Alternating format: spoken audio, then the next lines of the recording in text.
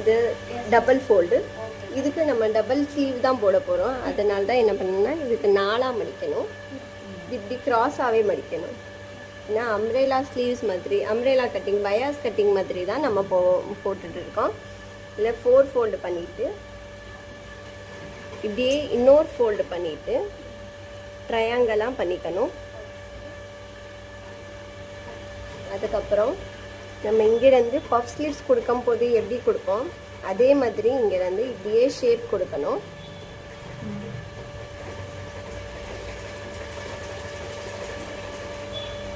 இங்கேருந்து நம்ம அப்படியே ஸ்ட்ரெயிட்டாக கொடுக்கக்கூடாது, கொஞ்சம் க்ராஸாக கொடுப்போம்.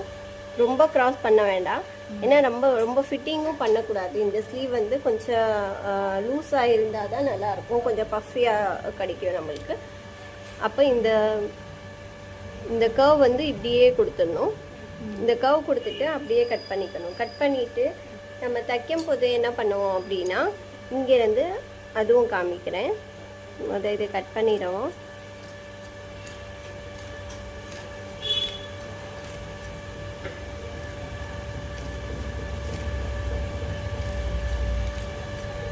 இந்த ஸ்லீவ் வந்து ட்ரேப் மாதிரியே ஆயிரும் உங்களுக்கு. இந்த ஸ்லீவ் இது வந்து 2 டபுள் ஸ்லீவ் கட் பண்ணிட்டோம். இன்னைக்கு இது ஸ்டிச் பண்ணிட்டோம். இது பாருங்கள், இங்கேனா இப்படி இருக்குது. ஃபோல்டிங் அன்ஃபோல்டு இல்லை, ஃபோல்டில் தான் இருக்குது.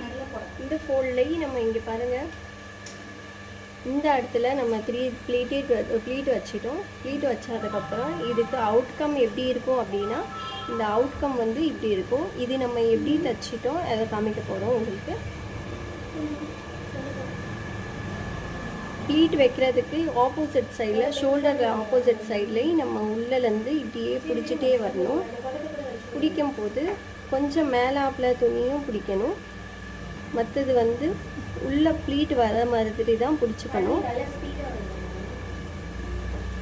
இப்படி போட்டுகிட்டே இருந்தோன்னா அது உள்ளே அப்படியே வந்துட்டே இருக்கும் உங்களுக்கு.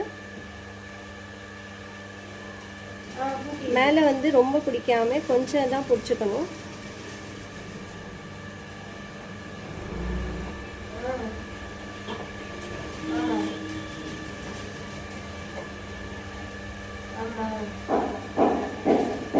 உள்பக்கம் வந்து இப்படி ப்ளீட்டாக வந்துடும். அதுக்கு நம்ம செக்யூர் பண்ணிக்கணும். செக்யூர் பண்ணிவிட்டு